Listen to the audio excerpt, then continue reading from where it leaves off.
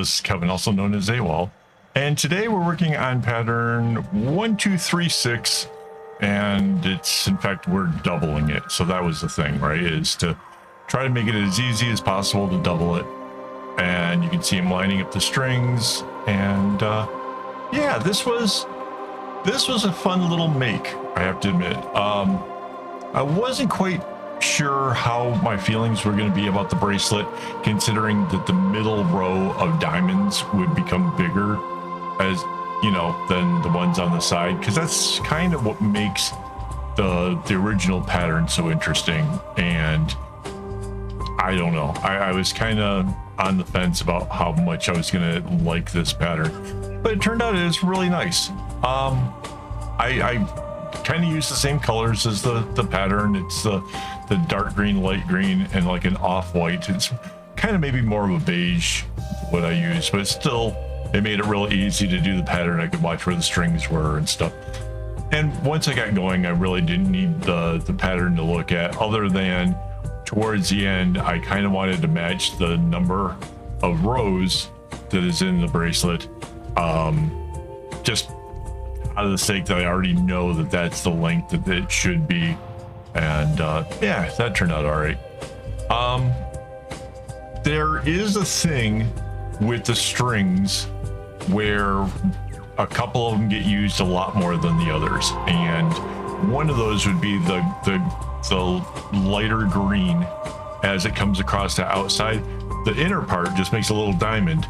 The other two strands keep making the bigger parts of the diamond. So one set of the light greens get used more than the others, and then the dark green, it really is just one strand doing all the work. The other one is just behind it.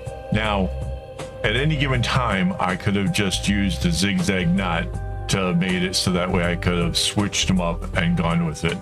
But what I wanted to do was, in case maybe you weren't comfortable with doing that or wasn't sure about doing it, I just ran it out the way I normally would. And again, because I know how long my bracelets are, I know how long my string is cut to. It's 1/3 of a skein.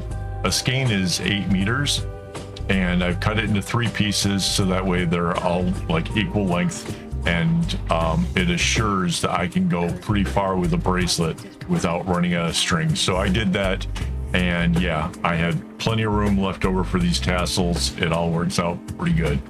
So yeah, that was my experience here today. It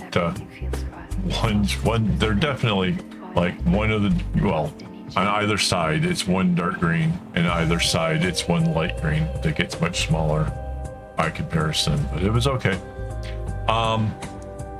This method of bringing down the one green and then dealing the box and whatever, it was kind of, I found it to be probably the most comfortable way of doing this whole build.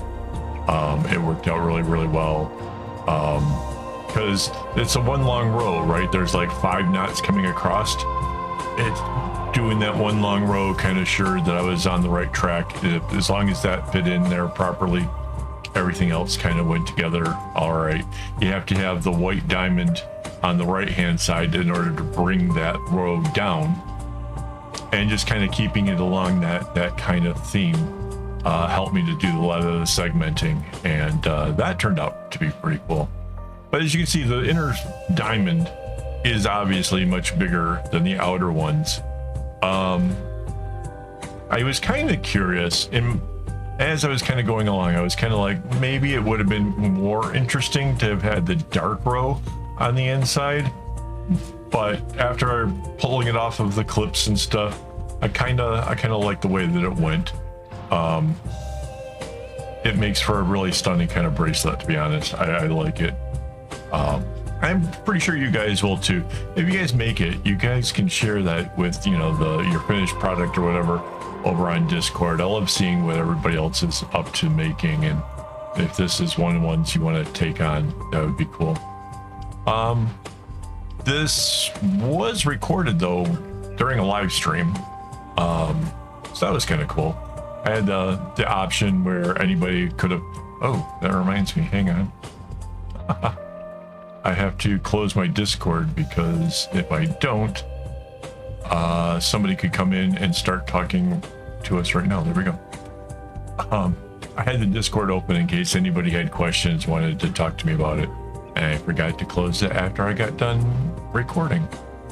So yeah, sometimes while I'm actually making the stuff, I will open up the ability to have people come in, ask questions and stuff, because a lot of you guys wonder how to make something bigger, or you want a specific kind of design or something to happen, and I try to be here for you. I try to do what I can. So that was all open to the public. The live streaming part though was for the YouTube members, so they get an added bonus of being able to text directly to me to watch what's going on, watch me actually make the bracelet.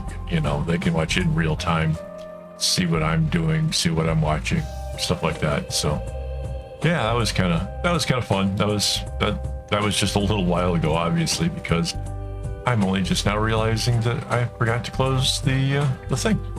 So anyway, yeah, there's not really a whole lot else to kind of say about the bracelet. Obviously, there's a part in here where I have an issue with the clip. I'm trying to move it, and then for some odd reason, the spring to it made it come flying, bounced off my chair and went under the desk, so I swapped it out for a different one. But there was nothing too crazy. The pattern doesn't have like a difference in the middle, so I pretty much used time to gauge how long it took, or how long the bracelet was, right? Because I know that 12 string bracelets takes me about an hour, so I did 3 recordings before I tried to count it out. So that's how that went. But I should thank my Patreon supporters and my YouTube members who made all of this possible. We've been doing this Patreon thing for a really long time now, and the YouTube membership is obviously the newer thing. But it's helped me to have all kinds of things, from cameras to the microphone that I'm using. So I really do owe them a lot for believing in me and believing in the channel and making this all possible. So thank you guys. Yeah, I think I kind of found a pattern of how to work on this, and just kind of kept going at it. Like I said, I know that it should take me about an hour, so that's how I gauged the whole thing, was just do 3 20-minute videos. That way, because why I take a break for that is 2 reasons. One is I have to upload the videos that I create to a thing that edits it online, so that way I don't have to do it on my computer. And anything more than 20 minutes just seems to take forever. But the other thing is I don't take a drink or do anything while it's doing the time lapse. And so like just cutting it down to like a reasonable amount of time means I can stop, I can take a drink, and then go back to working, or stop, go use the toilet, come back, go back to work. So the 20 minutes kind of works out like a pretty decent amount of time to get things done and then come back to it. So yeah, that's a little bit of behind the scenes for you, in case you're curious what goes on over here. Because yeah, I'm trying to do it where I'm like less harmful to myself. Once upon a time, I might have just tried to record the whole thing at once, and then wonder why my bladder hurts, kind of thing. So I'm trying to work smarter and not harder. So there you go. And because it's constant, like I can't look at this and be like, oh, I'm at this part of the bracelet, because the whole thing is the same all the way down. So I have no idea. So if this gets cut off abruptly, just know that that was not my intention. Oh man, what a day. So yeah, Um, what else can I tell you? Yeah, I ended up watching some videos. I typically on days where I'm making the patterns, I don't get to watch anything. I'm busy making stuff. But on days where I'm making bracelets, I get to watch a little bit of the YouTube or whatever. So I watched a few videos today. I can't even tell you what anything was. I think I honestly just had more involvement with tying knots that I have literally, if you asked me, you know, here's 10 things, which ones did you watch? I'd probably get most of it wrong. I don't remember most of it. It's that kind of day. But that said, I got something cool for it, you know. I have something that shows for my time, and it's really pretty. It's gonna go in the shop. You can't go into the shop until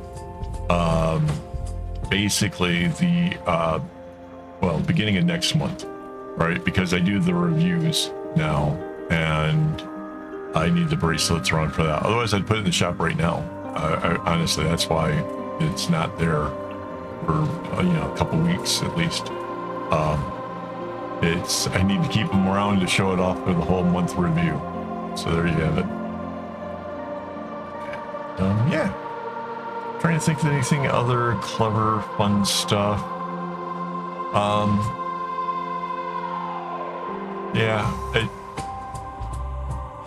You can kind of see, again, I keep doing that thing where I kind of just bend the bracelet as I'm going along to try to get it to stay nice and straight and even. It's just these little micro adjustments that go on throughout the whole bracelet. I know I've mentioned it many times.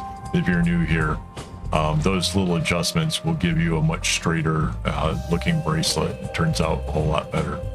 So yeah, mind you, I'm still of the belief that a little bit of flaw is okay because it shows it was made by a human.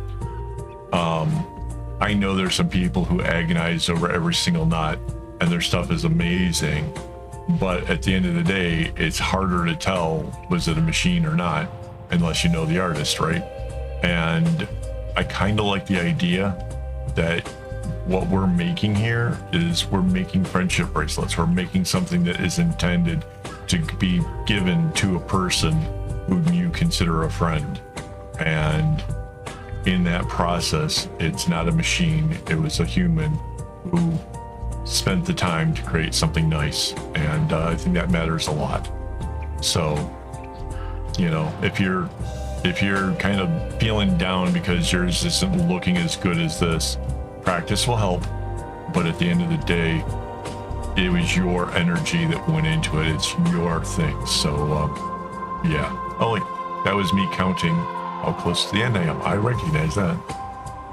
So yeah, there was like 19 white diamonds on per one side, and I had been at like 17. So we are getting near the end now. But yeah, just know that it's a craft. It doesn't have to be perfect, and don't beat yourself up if it isn't. All right. So thanks for hanging out with me, and yeah, as always, don't get your strings in a bunch.